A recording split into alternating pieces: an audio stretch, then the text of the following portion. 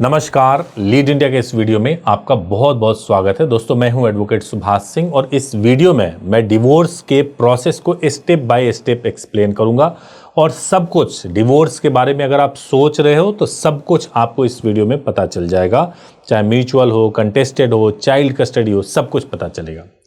देखिए, सबसे पहली बात तो यह है कि मैं आपको एक्सप्लेन करूंगा ग्राउंड्स ऑफ डिवोर्स, कि डिवोर्स अगर आपको लेना है तो क्या ग्राउंड्स होते हैं। और ग्राउंड्स पर जाने से पहले आपको दो चीज़ें समझ लेनी चाहिए कि डिवोर्स लेने के दो तरीके होते हैं। एक तो म्यूचुअल कंसेंट डिवोर्स होता है और दूसरा कंटेस्टेड डिवोर्स होता है। जब म्यूचुअल कंसेंट डिवोर्स की बात की जाती है तो चाहे आप हिंदू मैरिज एक्ट की बात करें या स्पेशल मैरिज एक्ट की बात करें या मुस्लिम मैरिज एक्ट की बात करें, अगर दोनों पार्टी एक साथ एग्रीड है कि उन्हें साथ में मिलकर के डिवोर्स लेना है तो म्यूचुअली वो कोर्ट में पिटीशन फाइल कर सकते हैं और म्यूचुअल डिवोर्स मिल सकता है। मैं आपको यह भी बता दूं कि म्यूचुअल डिवोर्स आजकल आसान हो गया है। 1 महीने के अंदर भी आप म्यूचुअल डिवोर्स करा सकते हैं। 1 महीने के अंदर भी आपका डिवोर्स हो सकता है, आप लोग सेपरेट हो सकते हैं और नई शादी कर सकते हैं।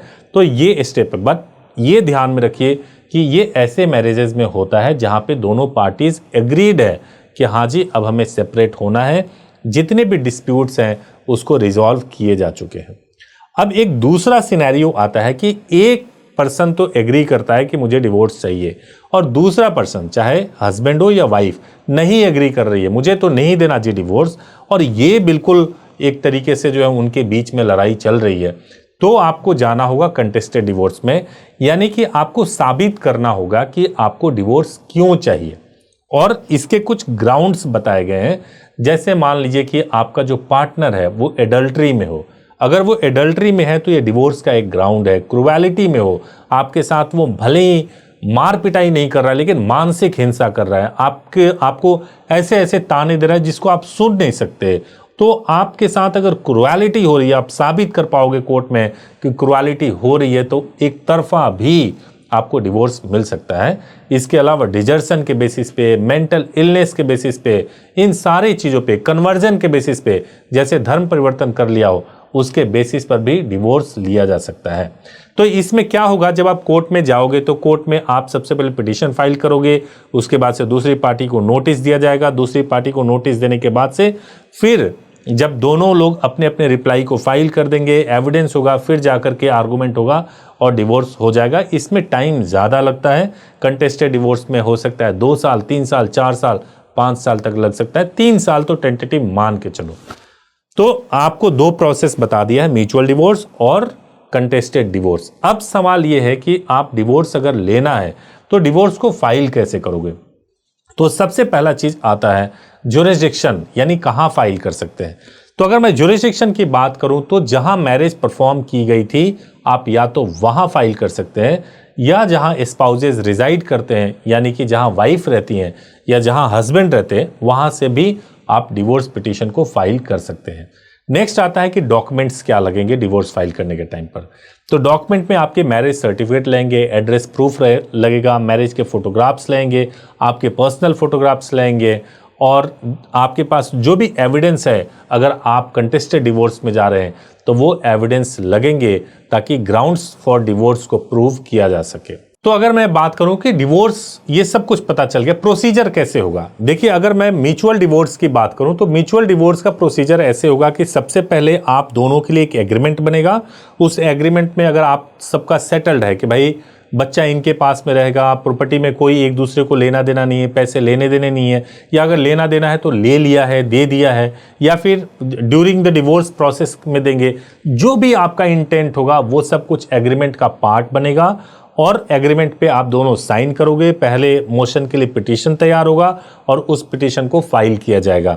जब फाइल करेंगे उसका ऑर्डर आने में आपको 10 से 15 दिन का समय लगेगा।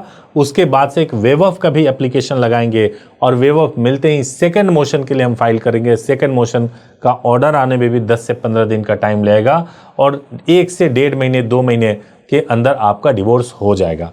अब दूसरा जो प्रोसीजर है वो ये है कि भाई अगर कंटेस्टेड डिवोर्स हो रहा है तो कैसे होगा। कंटेस्टेड डिवोर्स में जब आप पिटीशन फाइल करोगे तो उसके बाद से कोर्ट सुनेगी, नोटिस जारी करेगी।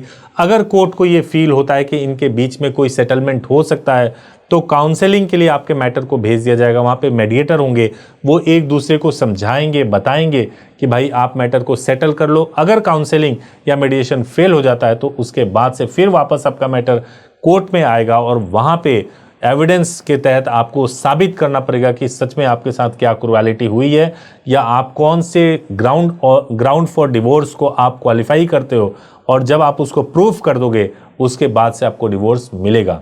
अगर डिवोर्स नहीं मिलता है या मिल जाता है, उस केस में अगर आप हायर कोर्ट में जाना चाहते हैं तो आप हाई कोर्ट जा सकते हैं, और हाई कोर्ट में जा करके भी आप डिवोर्स की डिग्री को, या डिवोर्स की डिग्री आपके फेवर में नहीं हुई हो तो उसको आप चैलेंज कर सकते हैं। अब इसमें एक सबसे इंपॉर्टेंट पहलू के बारे में लोग जानना चाहते हैं, एलिमनी और मेंटेनेंस के बारे में। तो देखिए, एलिमनी या मेंटेनेंस एक तरीके से एक ही चीज होता है। मेंटेनेंस में ये होता है कि वाइफ को मेंटेन करना हस्बैंड की ड्यूटी है। अगर हस्बैंड अर्निंग हैंड है तो उसको वाइफ को मेंटेन करना पड़ेगा, और इसके लिए अगर आप हिंदूज हैं तो हिंदू मैरिज एक्ट में आपको जो है आप मेंटेनेंस डिमांड कर सकते हैं। अगर मुस्लिम है तो Muslim women protection of right on divorce act के तहत आप मेंटेनेंस की मांग कर सकते हैं। और अगर आप स्पेसिफिक एक्ट के तहत ना जा करके अगर आप सीआरपीसी के तहत भी मांगना चाहें तो सीआरपीसी के तहत भी मेंटेनेंस की डिमांड कर सकते हैं। अब सीआरपीसी की जगह पे बीएनएसएस आ गया है, तो बीएनएसएस के तहत भी आप मेंटेनेंस डिमांड कर सकते हैं। एक बात ध्यान रखिए कि जब भी हम मेंटेनेंस के लिए जाते हैं तो कोर्ट का एफर्ट ये होता है कि हस्बैंड और वाइफ की लाइफ जो है वो एक तरीके की लाइफ होनी चाहिए। मान लीजिए हस्बैंड अगर बहुत अच्छा अर्निंग हैंड में है, बहुत अच्छा अर्न कर रहे हैं, तो वाइफ को भी मेंटेन करके आपको वैसा ही लाइफ स्टाइल देना होगा। अगर वाइफ की अर्निंग, एजुकेशन सब कुछ बहुत अच्छा है और हस्बैंड का किसी तरीके से मान लीजिए वो फिजिकली प्रॉब्लम है या कुछ ऐसा इशू है कि वो नहीं अर्न कर सकते हैं, वो अपने लाइफ स्टाइल को मेंटेन नहीं कर सकते हैं, तो ऐसा भी देखा गया है कि हस्बैंड को भी मेंटेनेंस मिलता है इन ए स्पेसिफिक एक्ट। तो ये आपको ध्यान रखना चाहिए। अब एक इंपॉर्टेंट चीज आता है, वो है चाइल्ड कस्टडी। चाइल्ड कस्टडी कैसे डिसाइड होगा? देखिए, सबसे पहले कोर्ट का जो इंटेंशन होता है कि वेलफेयर ऑफ द चाइल्ड कहाँ है और चाइल्ड की एज क्या है, उसकी नीड्स क्या है, इसके बेसिस पे डिसाइड किया जाता है। पेरेंट्स की फाइनेंशियल कैपेबिलिटीज क्या है, ये भी देखा जाता है। तो मैं आपको बताऊं कि जब चाइल्ड कस्टडी की बात हो रही होती है तो पहले प्रेफरेंस तो मदर को ही दिया जाता है अगर एज कम है बच्चे की तो।